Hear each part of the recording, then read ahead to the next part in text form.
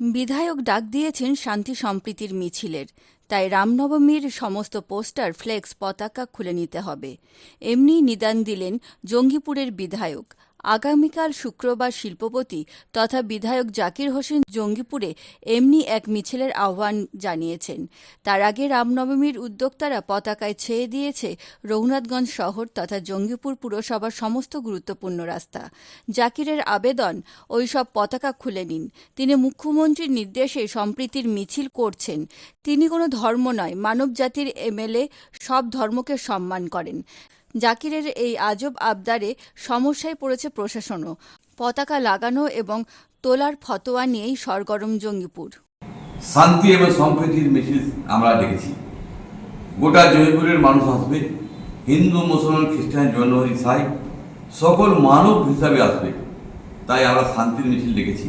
সকল সাংবাদিক মিডিয়া ভাইরাকে বলবো, আপনারা আসবেন, দেখবেন, খবর করবেন। মানুষ শান্তির পক্ষে।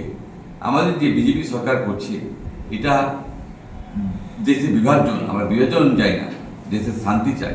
তারা বক্তব্য দিয়ে শেষ, কিন্তু সাধারণ মানুষ যে না ভোগে সেখানে শান্তির মিছিল দেখেছি। এবং আমি বলবো, রামনবমীকে আমিও সম্মান করি, কিন্তু রামনবমীর এই নয়, আমাদের 4 তারিখে মিছিল আছে, তারা যে পোস্টারগুলো লাগিয়েছে তারাকে অনুরোধ করছি তারা জেনে সেগুলো উঠিয়ে নাও। কালকের পরে তারা কারুক, আমি ধর্মে বাধা দিতে রাজি নয়। ধর্ম যে যা করে করুক, মিছিল করে করুক, কোনো আমাদের আপত্তি নাই।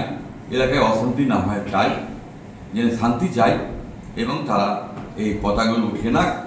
এবং তাদেরকে অনুরোধ করছি যে তারা কাল সন্ধ্যার পরে লাগাক, আমাদের কোনো আপত্তি থাকবে না। কিন্তু আমাদের মিছিলের আগে লাগিয়ে দেওয়াটা আমার মনে হয় না ঠিক করেছে।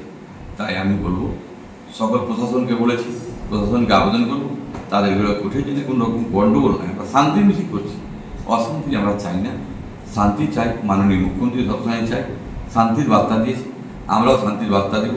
আমি কোনো ধর্মের এমএলএ নয়, সমস্ত মানব জাতির এমএলএ।